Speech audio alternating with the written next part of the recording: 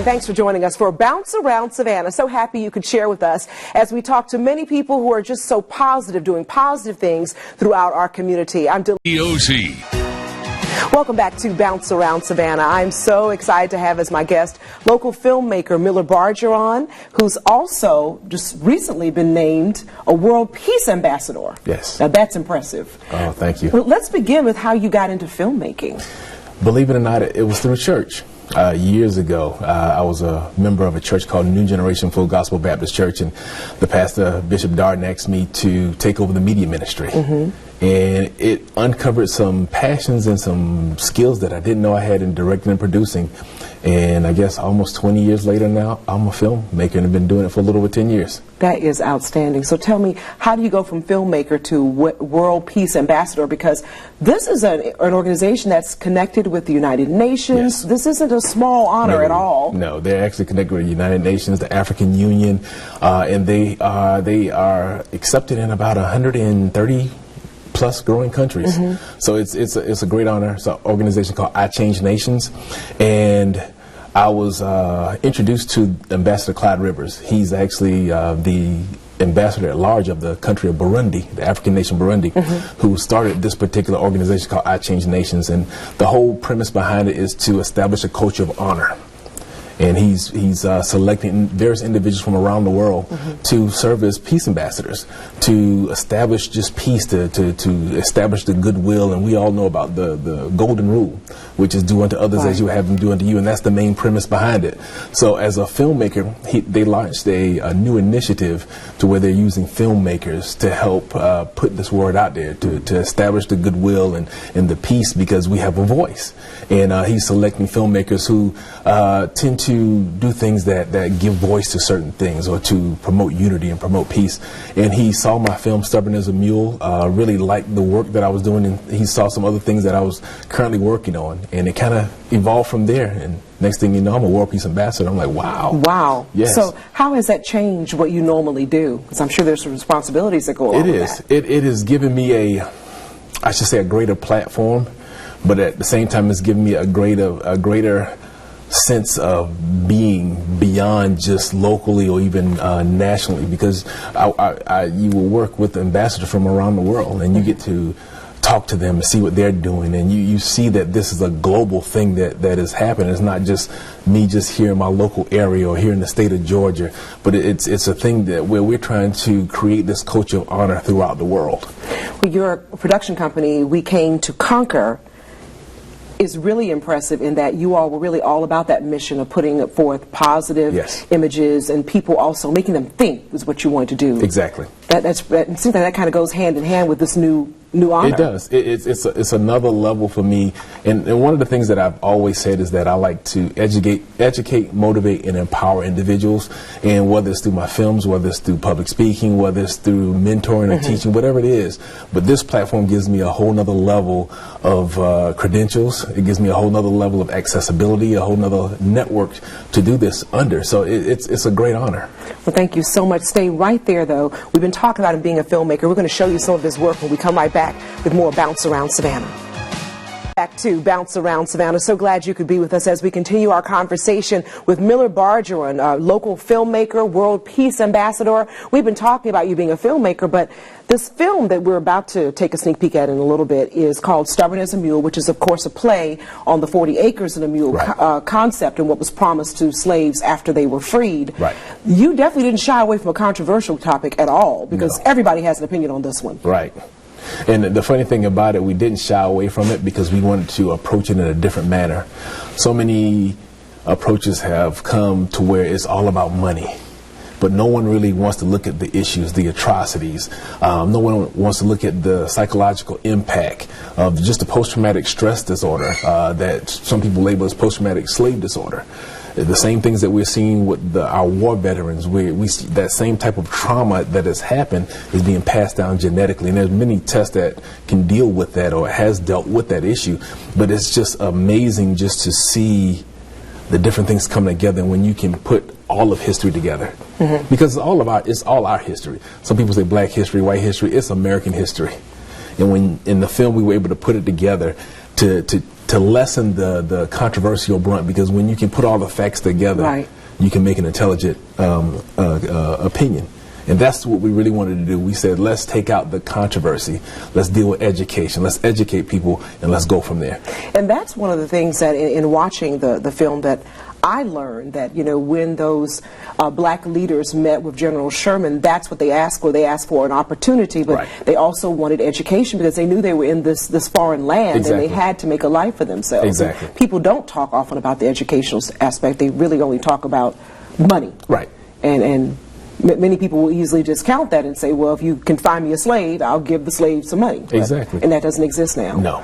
But what you're tackling is the fact that the long-term effects of what happened during slavery and Jim Crowism in this documentary. Right. And looking at it in the sense that it has a present-day effect still on us. The things that have happened, you're going to see in that clip talking about the Willie Lynch stuff. It's some people say it's real, some people say it's not, but the mere fact that the outcome of it exists, and it's more evident today because we are so separate as a people, but as a race of people. When I say race of people, I'm not talking about black or white. I'm talking about as a human race of people. Well, I'm going to cut you off because I want to get to the clip. Let's take a look at the clip so people can know exactly what you're talking about. Go ahead. Gentlemen, I am here to help you solve some of your problems with slaves.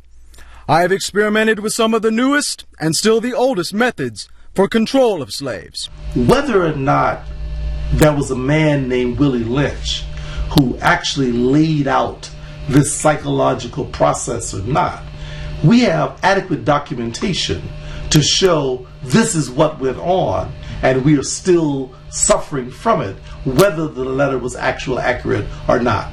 And we can document many of the things that he describes. Now, what Willie Lynch described was just a very simple social psychology experiment.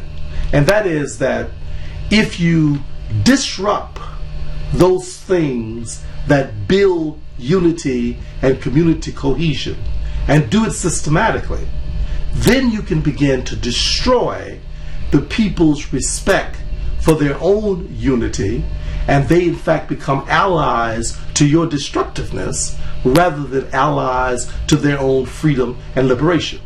You must use the dark-skinned slaves versus the light-skinned slaves, and the light-skinned slaves versus the dark-skinned slaves.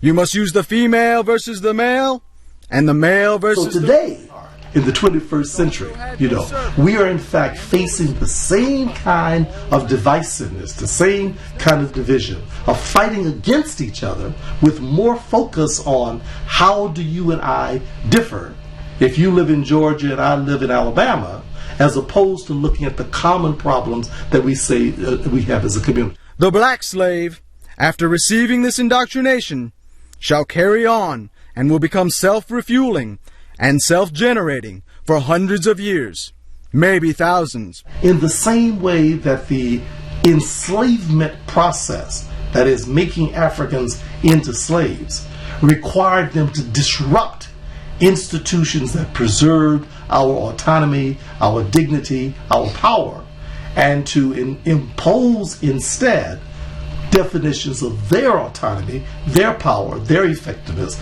in much the same way that happened historically. In contemporary situations, there are so many things built into the society that it isn't even necessary for a white master to do that, because we do it ourselves now. One of the things that slavery has done is that it has built in this kind of self-destructive orientation in our own thinking. Gentlemen, my plan is guaranteed. And the good thing about this plan is that if used intensely for 1 year, the slaves themselves will remain perpetually distrustful.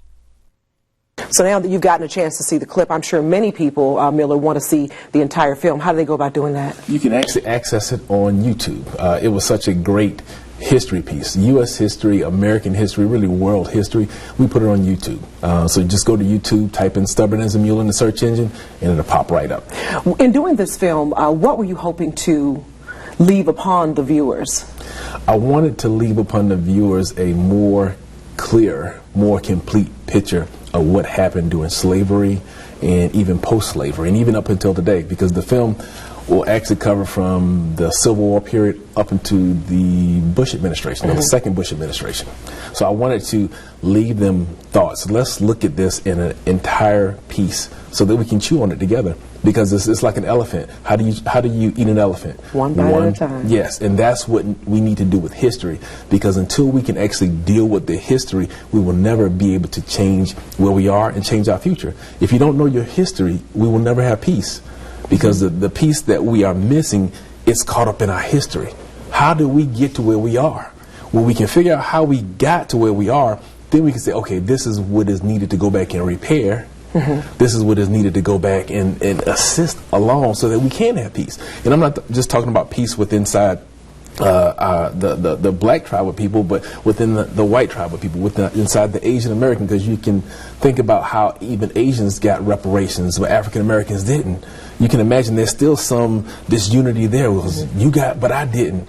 And we all need to look at this as a nation so we can grow and be the nation that we're supposed to be. Thank you so much for sharing with us today. You're Continued welcome. Success, especially with your world ambassadorship. That is Thank really you. impressive. Thank you so much. And thank you so much for joining us. We'll be back with more Bounce Around Savannah in just a moment.